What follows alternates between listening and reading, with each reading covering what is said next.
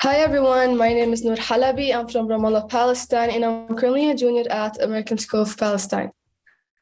Today I'm going to talk about how does the Palestinian Thobe preserve Palestinian existence. But before this, I'd like to say that I'm not an expert, but I promise that I tried to learn as much as I could to satisfy my curiosity about this topic. Someone here might know more than me about this topic. Please correct me, ask questions, and contribute, but do it nicely. I'm not trying to persuade you of my agenda or convince you to take action. My only hope is that my presentation might cultivate your own curiosities. Okay, so today I'm going to talk about the Palestinian Thobe very briefly, then about what does the embroidery symbolizes, and lastly, about how Thobe played a role in the Palestinian resistance. But first, what led me to this? So a few weeks ago, I was looking through topics that make me curious about my culture, and I found an Israeli model who was wearing the Palestinian thobe, claiming it's Jewish. It doesn't belong to the Palestinians. And this is how it made me more curious to learn about my culture and the most traditional clothing, the Palestinian thobe. Okay, so, they say that your clothes represent who you are, and looking at the Palestinian woman, the thobe is what represents her. The Palestinian thobe is a simply constructed floor-length dress with long sleeves that has been around for 5,000 years, according to historian records. Each region in Palestine has its own thobe that represent the region with a unique embroidery or tatriz style and color. The embroidery represent the geographical and the social conditions of that region. For instance, Jaffa is known for its oranges. So its thobe has the embroidery of an orange flower surrounded by cypress leaves, as you can see by the picture on the right. Now, the Palestinian thobe embroidery doesn't only represent or symbolizes the region someone came from, but also the feelings and the social condition of that person.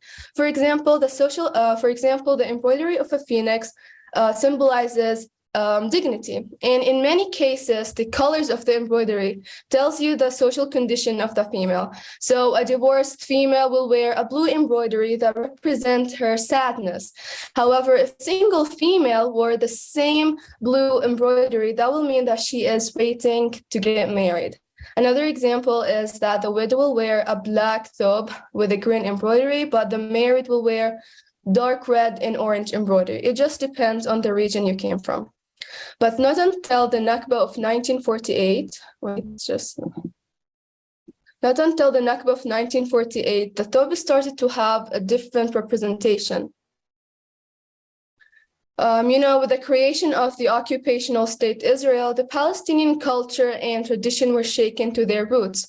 So the thobe motif started to mix, and the Palestinian identity grew and developed through the embroidery. It unified the idea of identity. The embroidery started to less represent what village someone came from and more represent that they were Palestinians. We can see this a lot, especially in refugee camps, where women for the first time found themselves in need of employment to support their families financially. So tatriz or embroidery was their way to go. It was an opportunity to pass down the embroidery to the younger generation, so it cannot be forgotten, but also to gain independence and be empowered. Of course, the things that were occurring during that time didn't allow female to make a luxurious thobes like they were making before. They used cheap materials, which is reflected the social and the economic situation in Palestine. The Palestinian thobe started to be the symbol of resistance. It documented the stories and the experiences and even the opinions. The thobe became the activist that preserved the resistance and the Palestinian voice during the Nakba and even further. The thobe importance has peaked during the Intifada or the uprising of 1987. During the Intifada, the occupation has meant the Palestinians to carry the flag. So women incorporated the Palestinian flag colors, the red, the black, the white, and the green in their embroidery. In some cases, they embroider a sort of a dangling Palestinian map.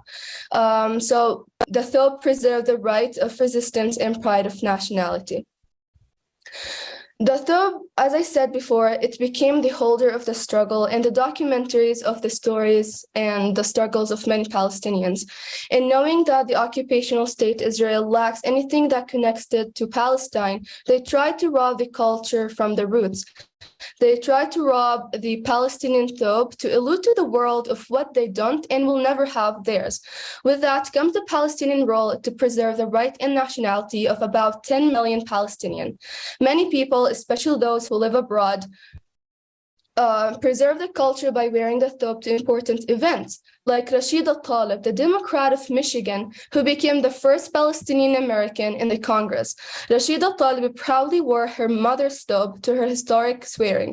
This is one of the way of how the thobe, symbolizing the history and the heritage of Palestine. Some people put the thobe in museums, for examples, which enables the people to recall the struggle with the states as a way of preserving the resistance. We also have people who shows the world the Palestinian thobe through social media, like TikTok, Twitter, Facebook. This is one of the most important ways in which how the Palestinian thobe is connecting people from different parts of the world to their roots and preserving their culture. And recently, in 2021, the UNESCO has added the art of traditional Palestinian embroidery to its intangible cultural heritage. And as the Palestinian Prime Minister Mohammed Shtaya said, this step is important and timely in order to protect our Palestinian identity, heritage, and narrative in the face of the occupation's attempt to steal what it does not own. And today, the Palestinian Thobe symbolizes the struggle of many Palestinians since the 1948.